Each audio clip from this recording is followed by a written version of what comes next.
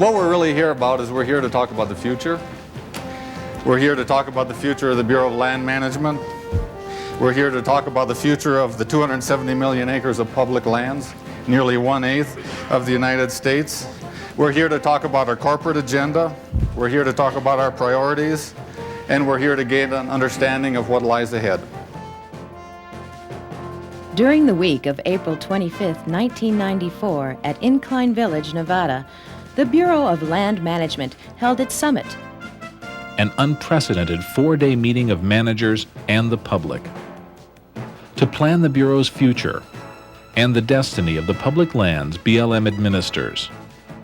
Consisting of a series of speeches, presentations, panel discussions, workshops, displays, and interactions, the summit informed and inspired, encouraged communication, promoted morale, and left no doubt in the minds of attendees that BLM is serious about its future and about change.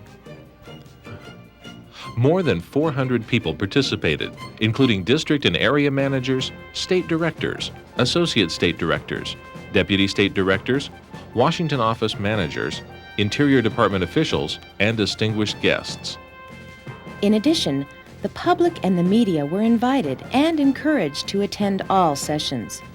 Many representatives from public land user groups and environmental organizations were active participants during summit working sessions. The week of the summit included formal presentations and other activities to reinforce the themes of the working sessions. All participants were given a special button to remind everyone that in the future, it is us and we in the Bureau who are accountable for our actions, not they.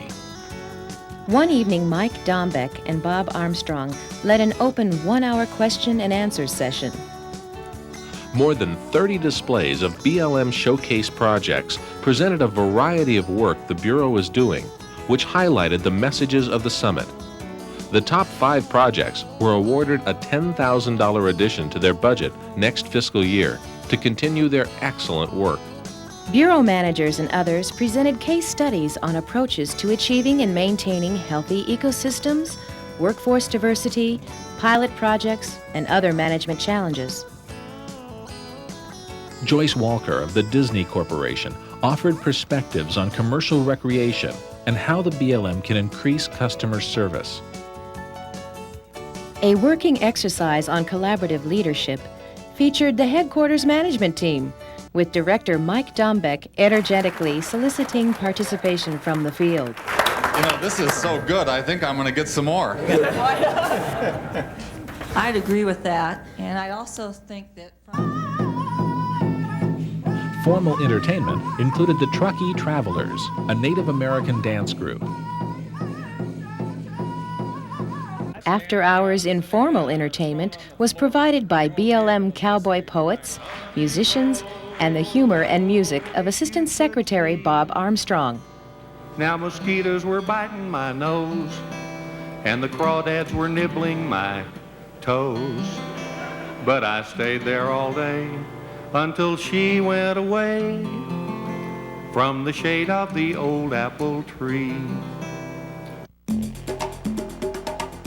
A special celebration of diversity included numerous awards and the acknowledgement of BLM partnerships with the Hispanic Association of Colleges and Universities, Historic Black Colleges and Universities, and the Resource Apprentice Program for Native American students.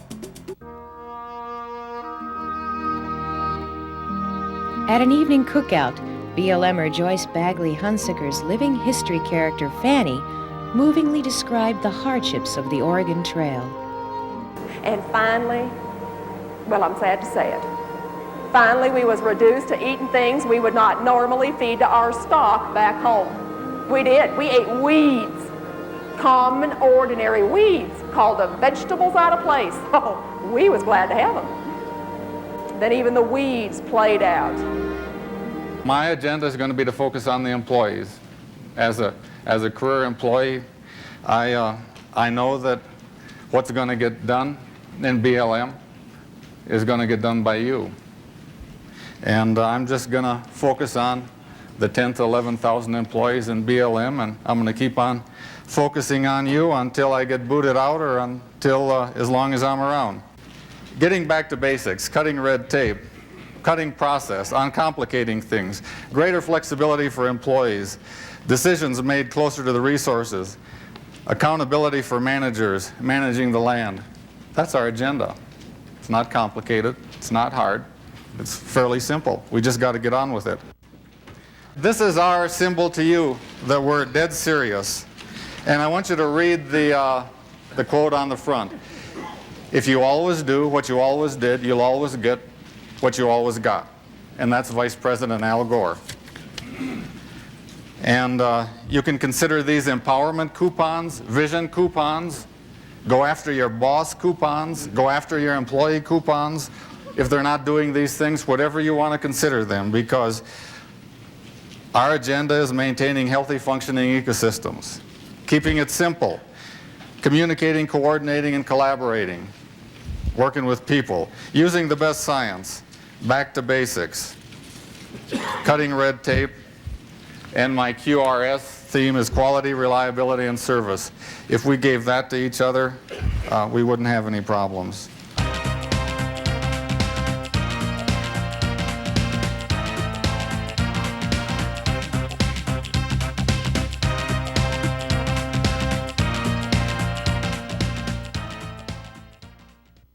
At the conclusion of the summit, few could deny that the Bureau is at a historical turning point. BLM's agenda has been set and its goals formulated. BLM managers learned clearly what is expected of them. And perhaps most important, BLM managers learned that in meeting these goals, they had the full support of the highest officials in the Bureau and the Department of the Interior. Assistant Secretary Bob Armstrong demonstrated his commitment to continuing his communication with BLM employees by initiating a blue envelope lead dog letter program, similar to the campfire program. The same guidelines apply. 2 pages maximum. Budget and personnel issues are not allowed. I hope that you remember my offer to write me a lead dog letter. I don't know who came up with that. I don't think of that as you writing the lead dog a letter. I think that is a letter I'm getting from the lead dog in your area. And so put lead dog on it somewhere, and I will promise you I will read it, and I will get some kind of response back. We talk about change. I think this Bureau has been on a path of change for 40 years.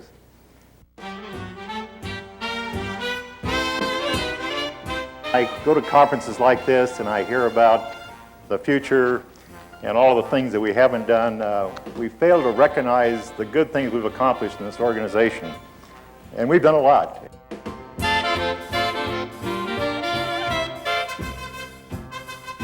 I think sometimes we need to kind of reflect and look back and think about what happened in the past in order to reach out to the future.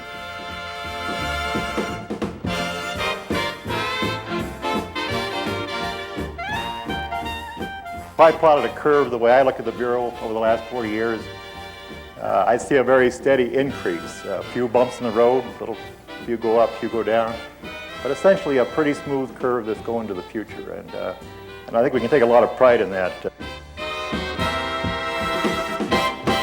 I'm most impressed on that first topic of the people and the involvement, that you have a wonderful mix of the public and the politicians and the professionals. And that was most impressive here. I attended the various breakout groups at which I heard various public speaking, ranging from citizen activists to oil industry, ranchers, cow folks and otherwise, dialoguing thoughtfully back and forth.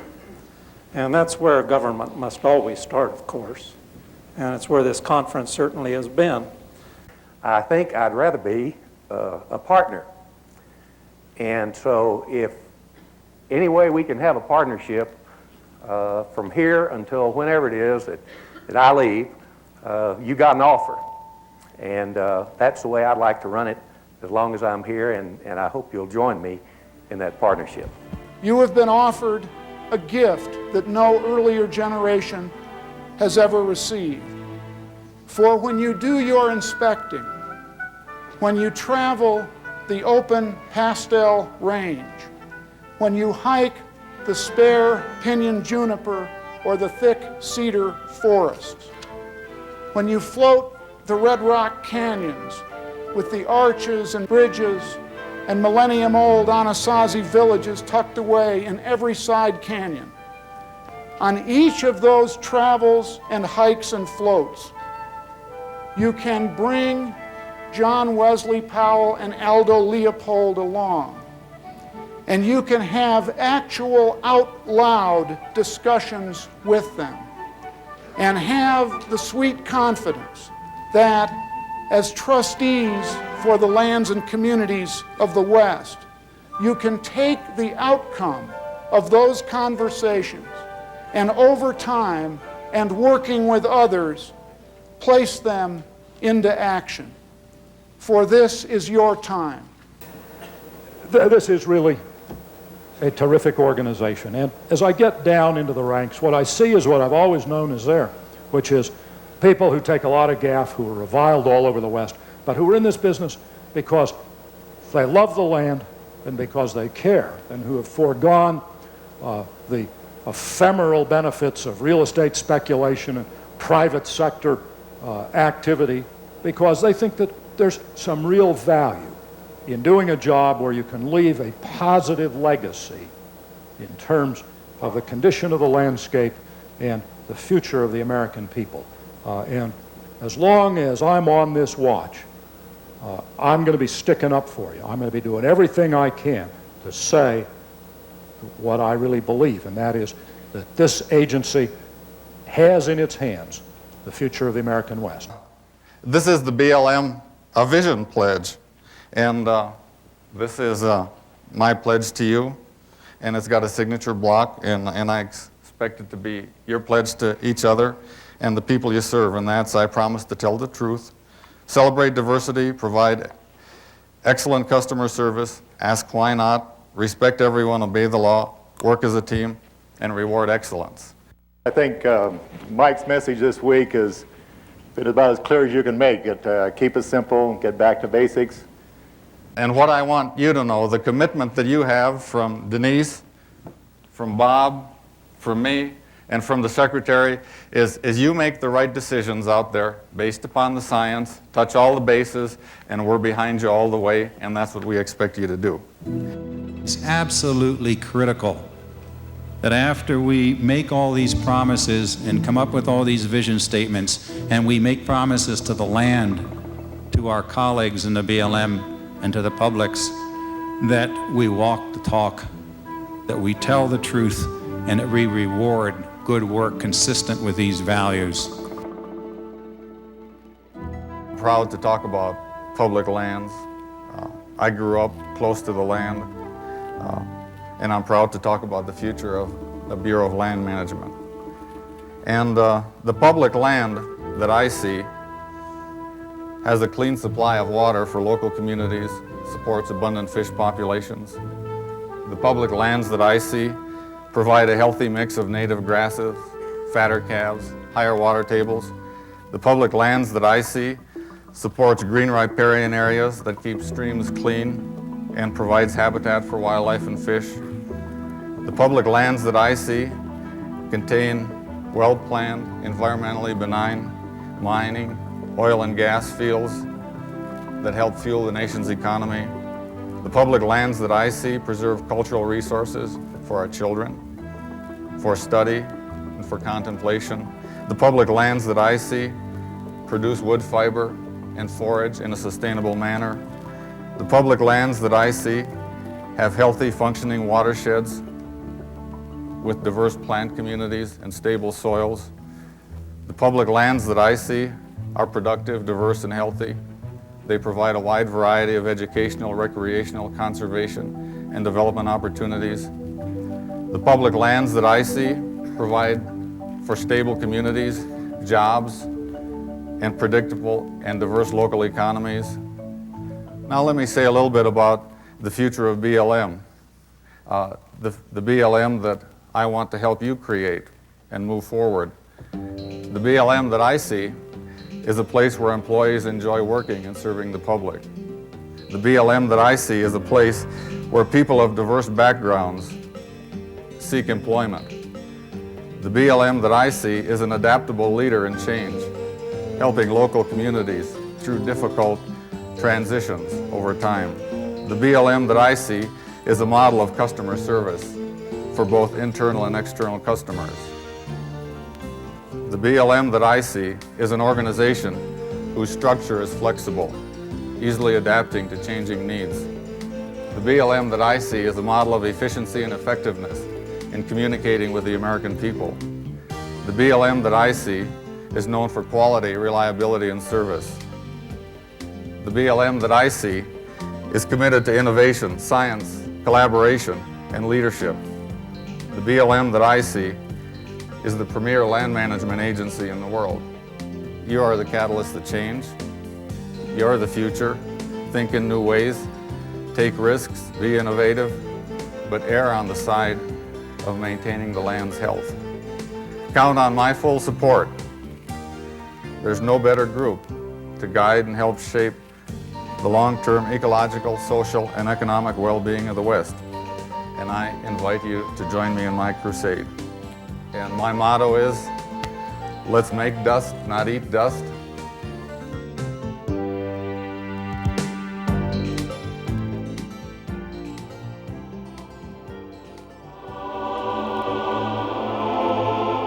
I would like to share with you a conversation that I engaged in a few years back at an international conference that involved an American astronaut and a Soviet cosmonaut. And they spoke movingly of what they saw when they were up in space, looking back down on planet Earth, which was shimmering with light and life and seemed so alone and fragile in the vast darkness of the cosmos.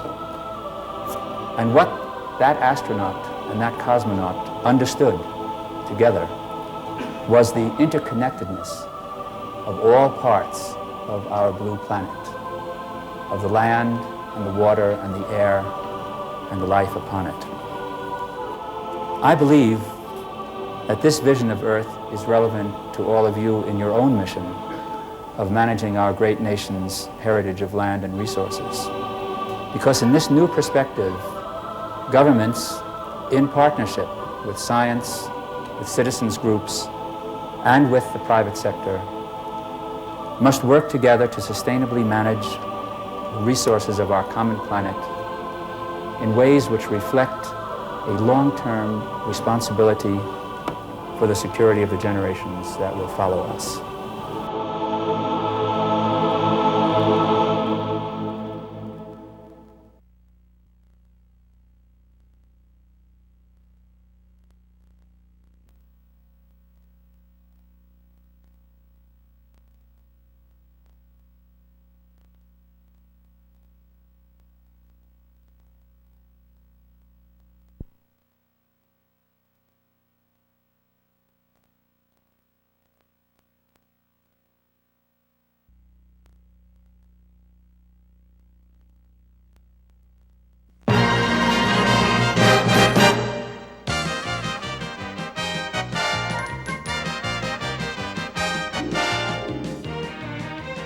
The video segments you will see today feature excerpts from presentations made at the BLM Summit. The following are people who appear in this series of programs.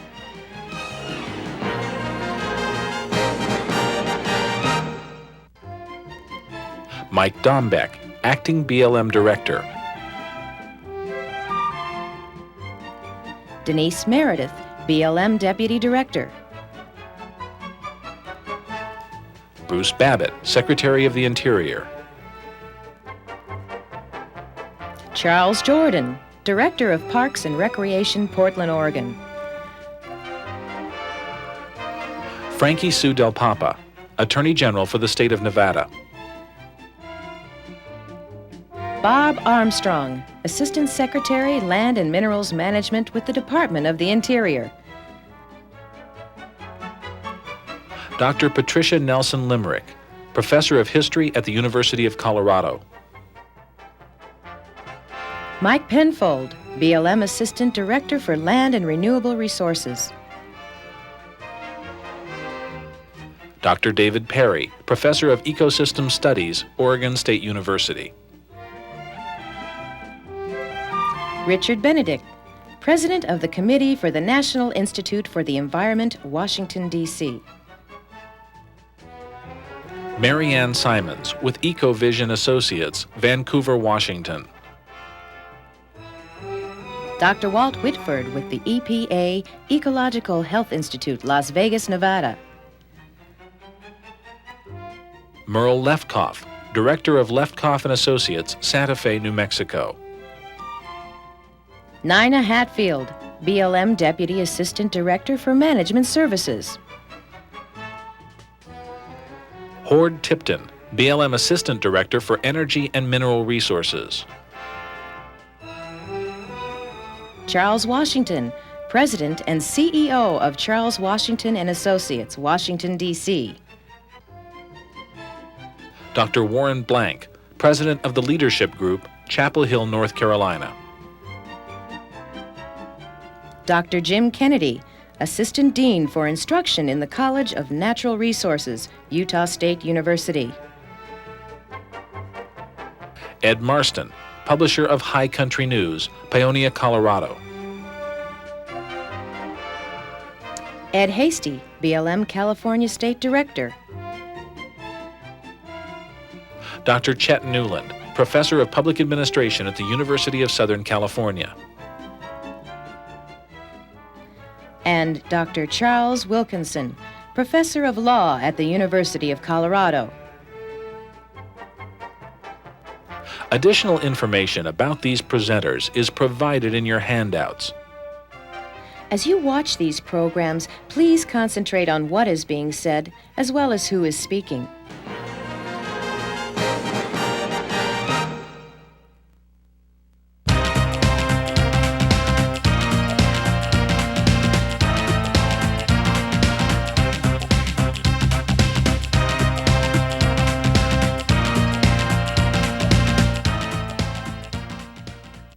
The summit's overriding theme was change, and how BLM needs to respond to the changing needs of the land, the public, the nation, and the world. Change is inevitable, and everybody resists change, but I want you to join me in change.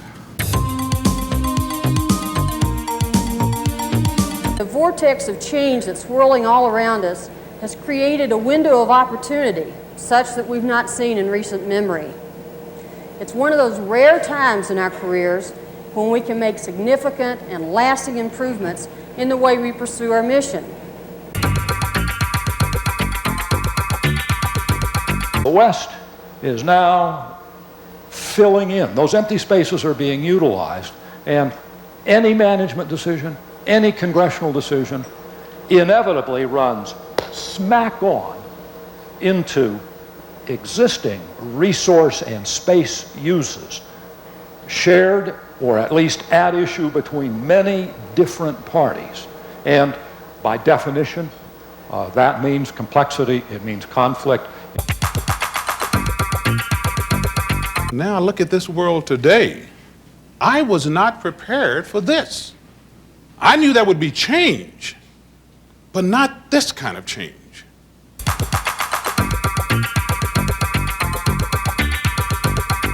Laws are changing, environmental conditions are changing, our understanding of how ecosystem functions are changing.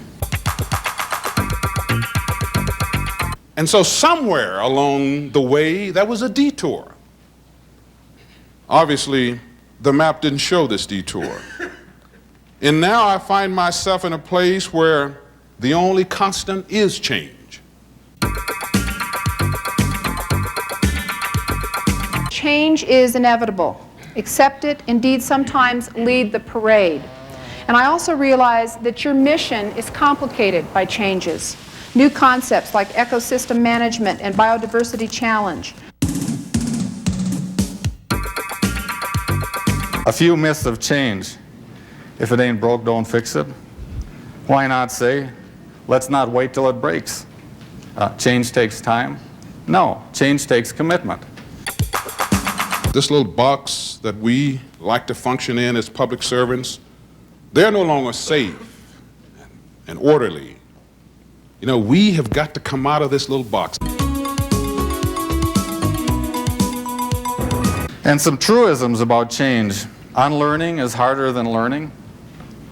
We either do it for ourselves or somebody else will do it for us. And the words that many of you have heard me say, we either make dust or eat dust. Just because you change doesn't mean that you lose your values. Keep your values and stay true to them, but look for ways that we can change that will keep those values and still make us do a better job of what we're supposed to do. To be strong, be good, and be flexible. Those are the 3 points that I want you to keep in the uppermost of your mind. Be strong, but be good, and be flexible.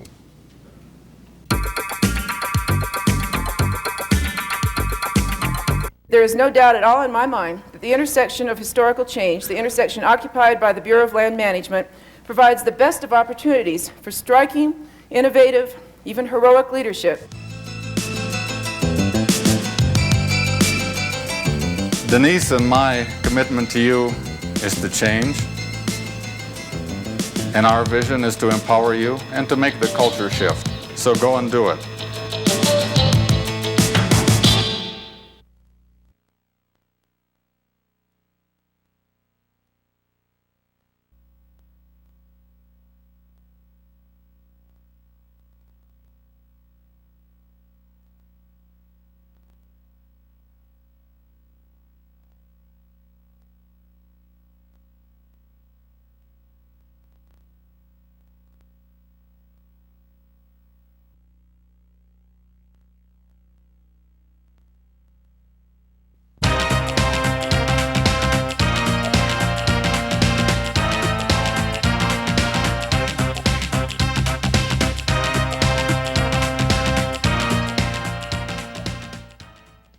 You've heard a lot about ecosystem management the past year.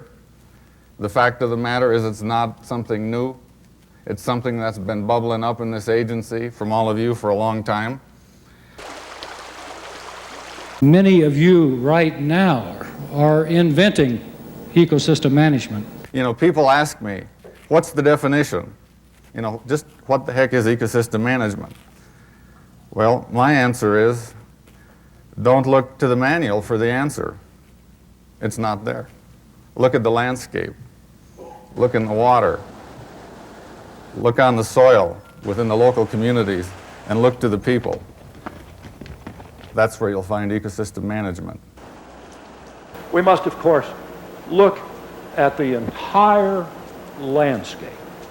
And that, of course, is simply a recognition of the biological and ecological and geographic components of the definition of ecosystem management.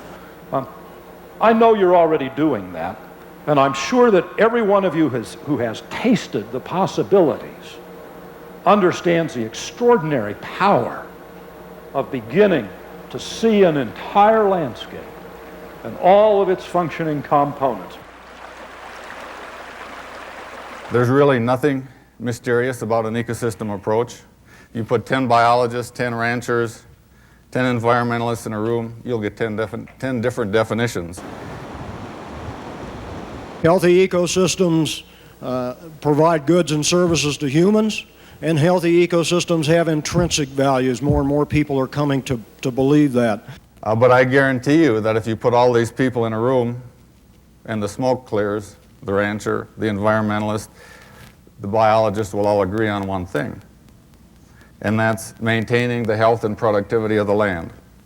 And that's what ecosystem management is all about. We have to ground land management decisions in good science. And that, of course, means hydrology, it means range science, it means biology.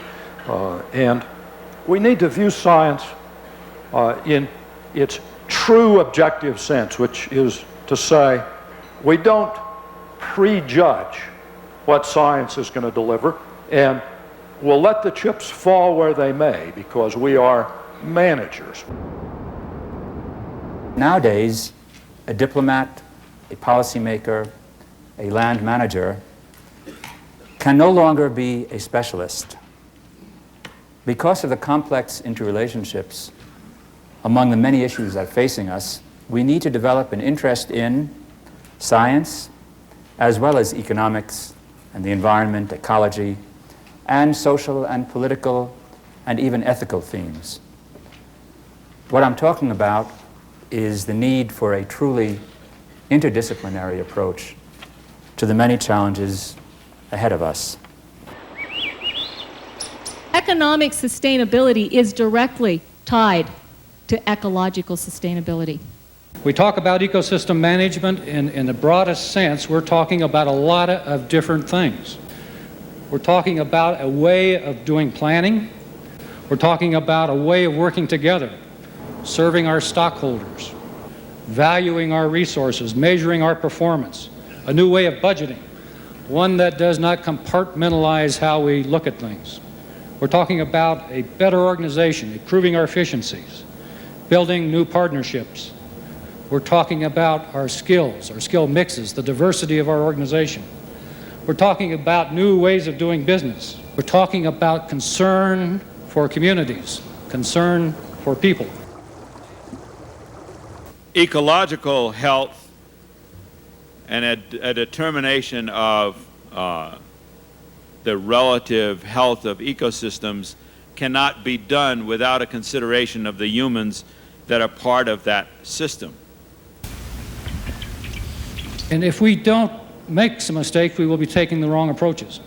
But we must respond, and we've got to learn from those mistakes. A big part of ecosystem management is the concept of adaptive management. We will learn from those mistakes, and we will adapt. Land can be occupied and used by humans without being dysfunctional.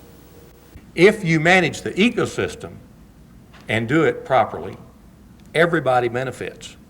The cowboy benefits, a hiker benefits, the birder benefits, and so I think that when we look at all of the products that we have to sell, whether it's outdoor recreation, whether it's providing, as Wayne Elmore says, a filling station for a bird that's migrating through, whether it's because you're getting back trout habitat or anything else, all of this flows when you make the ecosystem as healthy as possible, and that's the goal. You know, we face really tough questions. You know, how do we measure healthy ecosystems? How do we know when we are doing good ecosystem management? How do we build consensus among our stakeholders without selling out to the land? What exactly is collaboration?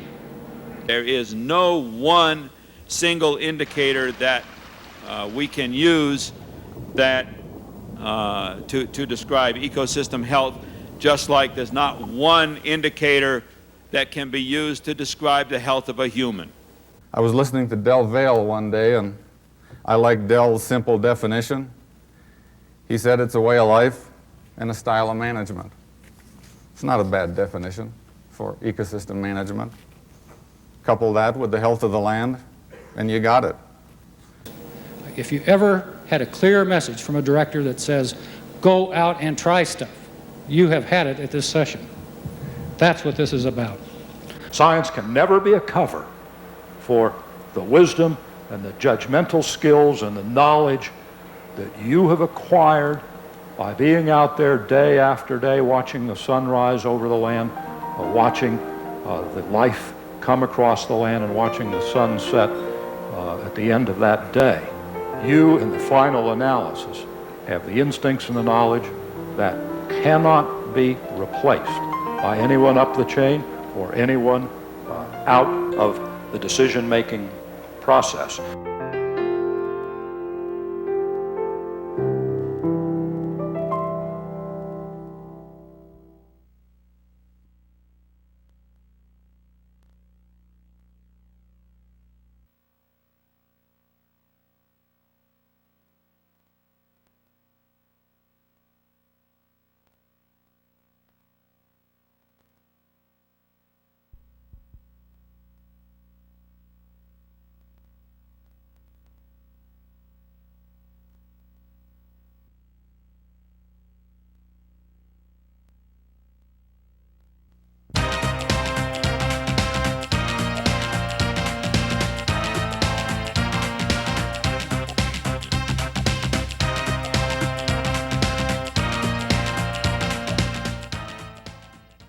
Today, what leadership is about sharing the power and coming with a whole herd of horses, not just on one horse.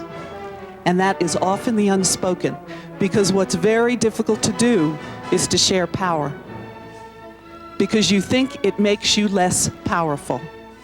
But one of the interesting things about collaborative leadership is the more you share power, the more powerful you become. We have to understand organizational behavior and development. We have to understand how to coach teams. We have to know how to handle human resources issues. Collaborative leadership is also about power sharing. And that's one of the things that's often unspoken when people talk about leadership, because the old leadership models and the old leadership styles were about the individual person coming forward on the white horse and solving the problem. And today, that's not what leadership is about at all. Modern managers have to know about program design and evaluation. They have to know how to establish priorities, set standards, encourage continuous improvement, welcome employee suggestions. They have to be adaptable. In order to solve a problem creatively, you need more than one person making the decision. It's as simple as that. Because the more a group of people wrestle with that problem, the more creative the solution is likely to be. You know, there's an old saying that says, nothing is more dangerous than an idea if it's the only one you have.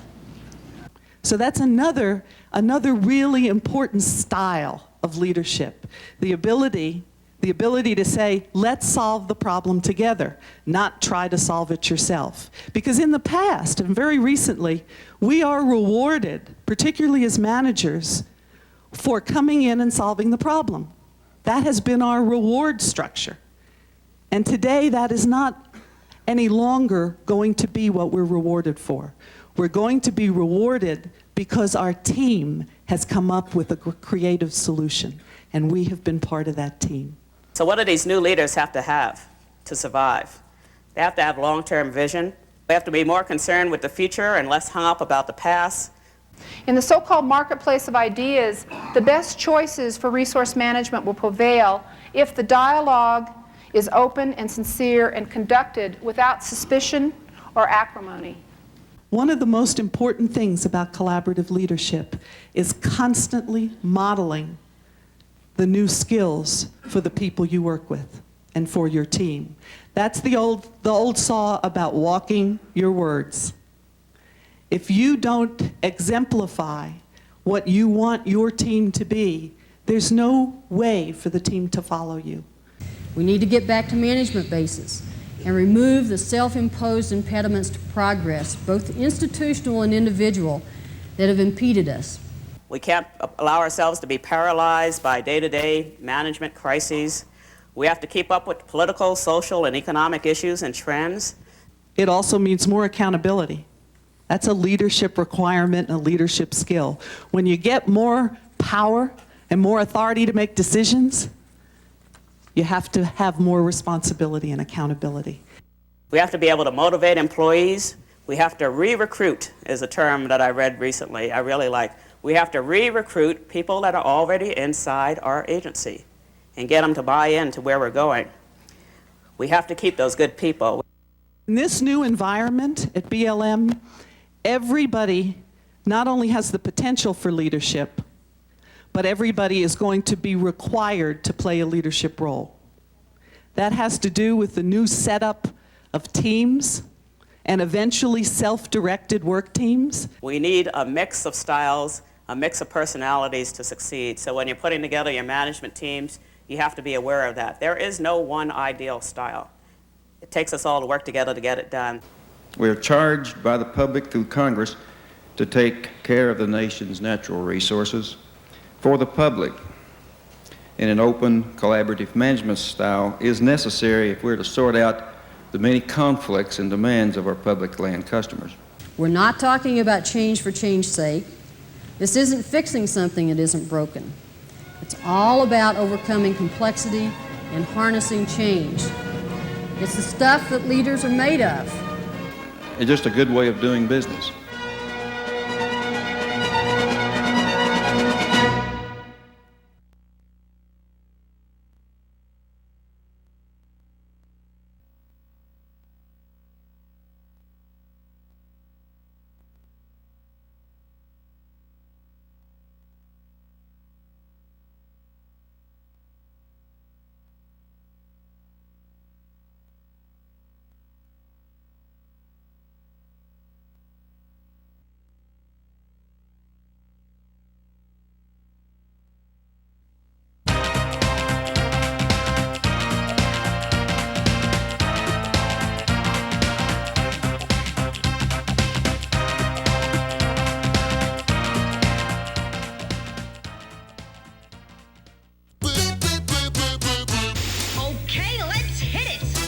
We have to understand the advantage of teams, the advantage of diversity.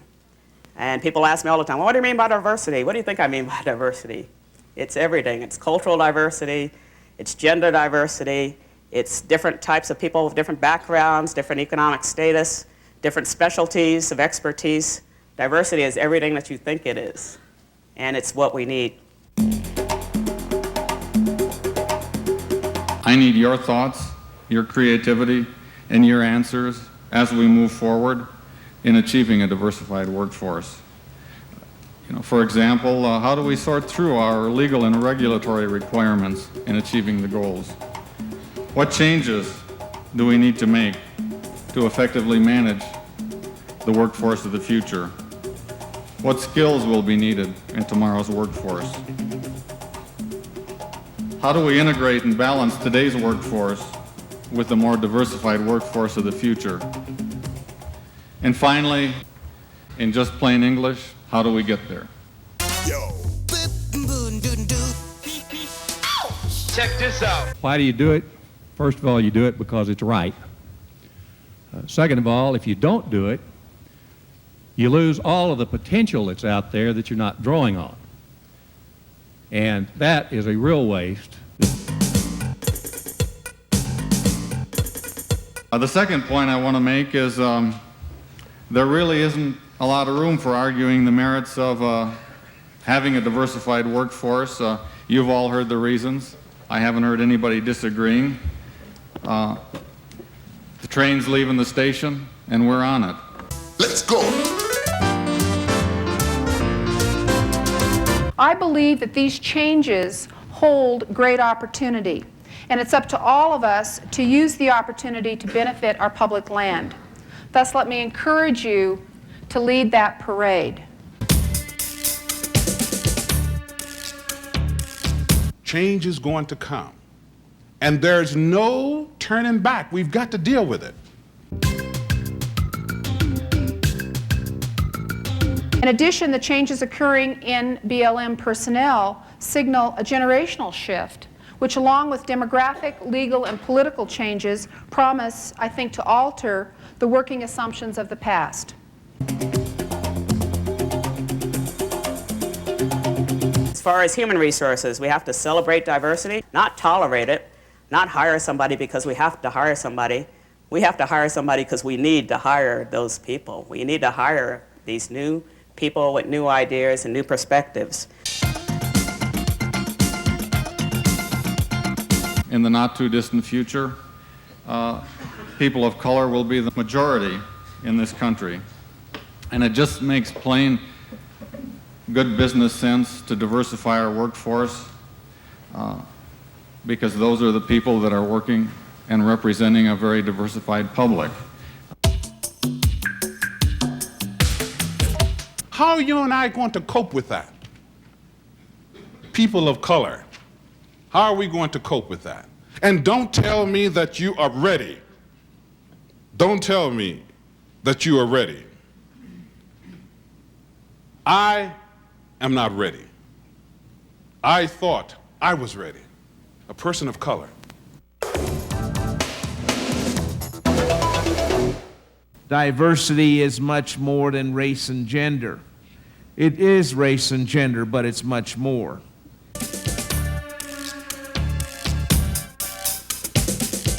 And diversity allows us the best opportunity for adaptation. It gives us the most number of avenues.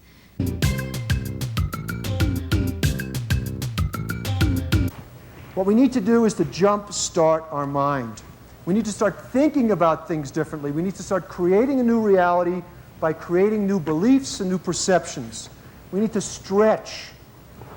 We need to stretch from where we were to where we could be.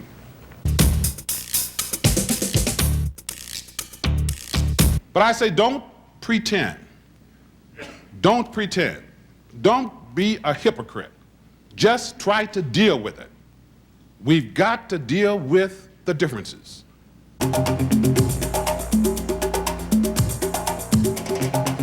We're either going to succeed together or we're going to fail together on this, and we need to muster all of the collaborative leadership we can and move forward.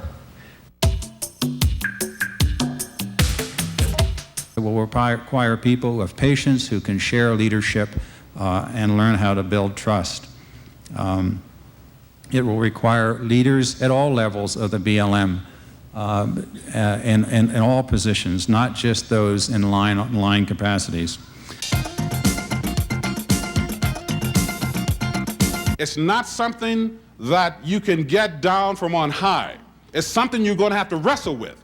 As more and more people come into our systems, we are going to have to cope with this game.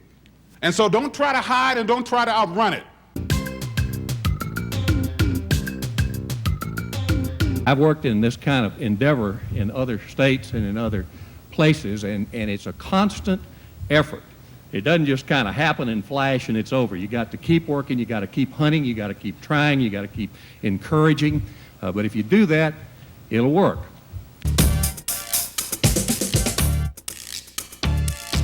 I'm going to do everything I can to ensure the collective success of us getting where we need to go and achieving diversity.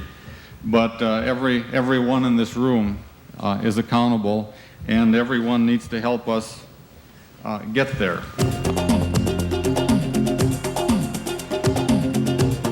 But let's stop talking and start acting. Check this out. Let's go.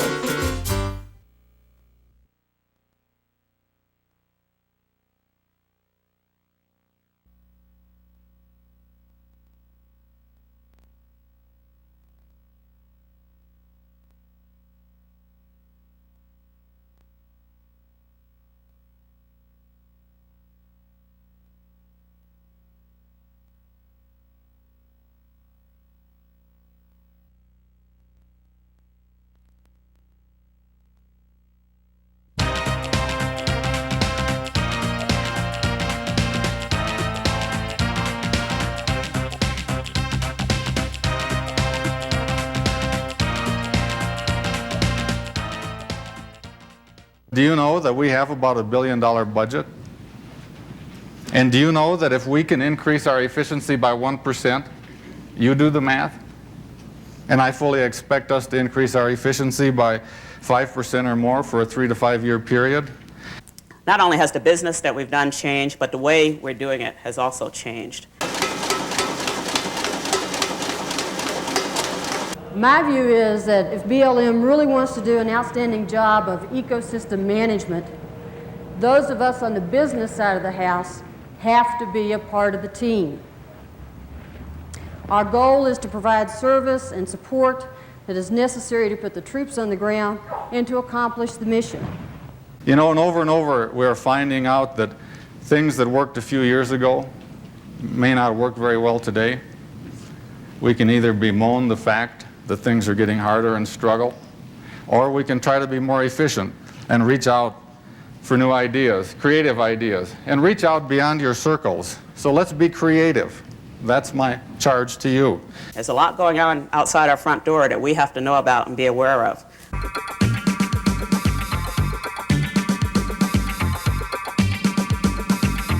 It's simply not acceptable for us to be satisfied with where we are. It's obvious what we have to do. We just haven't done enough. You know the bottom line as well as I. Things have got to change. So our strategy has to be to create a management infrastructure that facilitates improvement of everything, everywhere. We have to understand public administration, the principles of it, and not how it was back 30 years ago when we took it in school. A lot of theories have changed in public administrations over the years, and we have to keep up with them. My favorite statement in the National Performance Review report is that the government is filled with good people trapped in bad systems. We now have the chance to change those systems. We not only have the chance, but Mike and Denise have made it clear we have the mandate.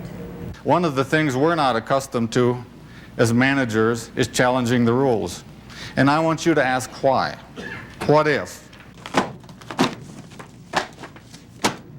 We're familiar with units of accomplishments like miles of fence or dollars per program, but we haven't focused on measurement of impacts and results at the highest end of the scale. In BLM, we're committed to moving to measurement of impacts and results.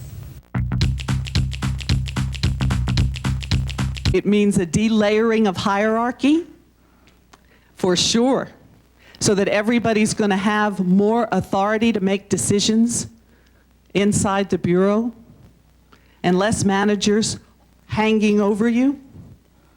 So we're going to go about the business of replacing inefficient processes with simplified systems that support program management.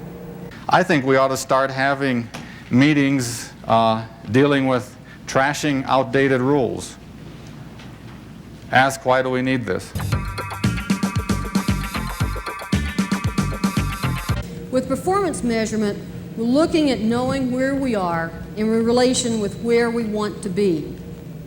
We absolutely have to become fanatics about measuring our progress quantitatively and qualitatively so that we and the public can assess our performance.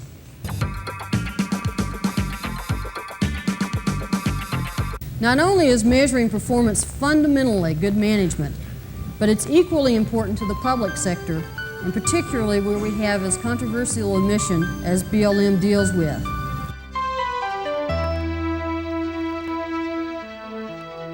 As long as I'm around, I'm going to focus on the people, the employees, the customers we serve, because that's where it's all at. It's not in the rule books, it's not in the manuals, it's what we do and the results that we achieve.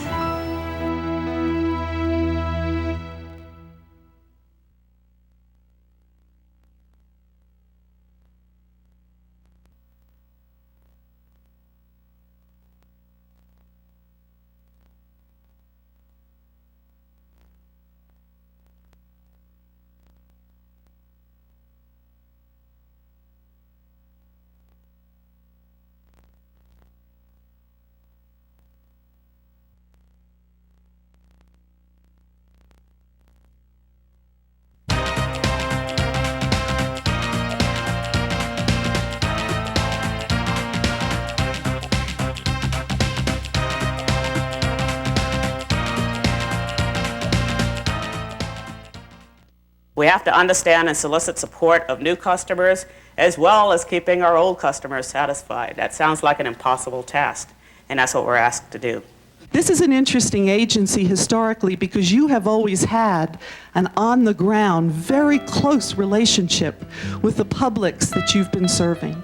And in some ways, I think BLM and its history has been unique in that way. You've been part of your communities and very close to the people in your communities. Well, your community is larger now, as you all know. And this is another way I think BLM really has the opportunity to take the lead. Because in some ways, you already know how to make that relationship with your communities. If we think about our communities now as being even larger, because the public now demands the power sharing too, and a role in the decision-making process. Now, collaboration and cooperation does not mean that we're turning over the ultimate responsibility to manage public lands.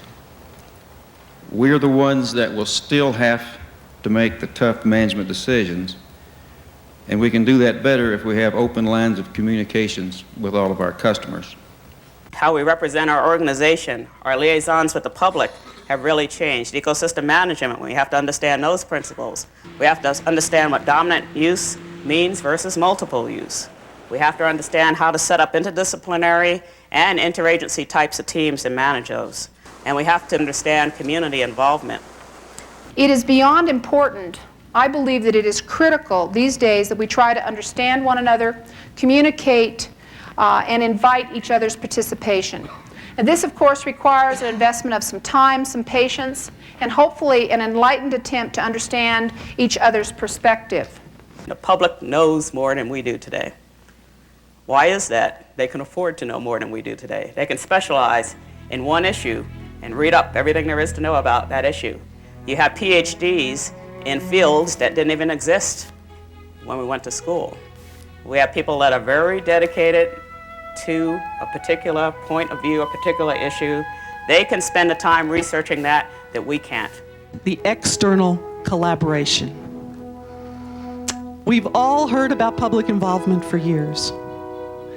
We know that we have to do public consultation.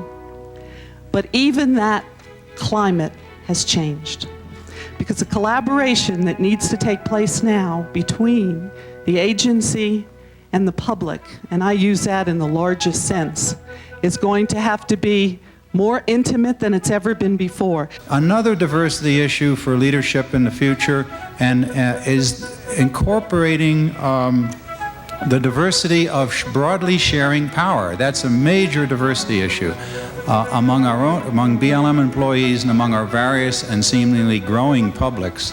If conditions change on the ground, you need to change on the ground. In order to get that flexibility, Congress will have to agree. And in order for Congress to have to agree, the people in the West and the environmental groups will have to have confidence that you and the Western towns are moving in the right direction. This gridlock won't get untangled without that confidence. But there's no question in my mind that you guys are going to be able to do that. And I suspect, as I said earlier, you're going to be able to do that more quickly than other federal agencies, because you have a history of caring and you have a history of community.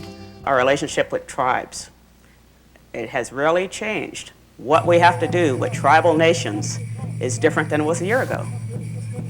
People have to understand the government-to-government relationship that you are now expected to handle with tribal nations. You deal with the tribes like you deal with France, like you deal with Mexico. They're another nation. This is very hard. This is a major adjustment for us to go through, but we have to understand how that works. And the need that's coming is for people, for the agencies to understand that they and the communities are in a way on parallel tracks. These communities who are, I think, ultimately our clients, in addition to the national, your clients, in addition to the national constituency, are in various stages of denial or attempting to change. They have got to become, these small towns have got to become part of America. They've got to cease being in denial. They've got to cease thinking of themselves as producers and everyone else in the country as sort of angry, interfering consumers who aren't letting the producers produce.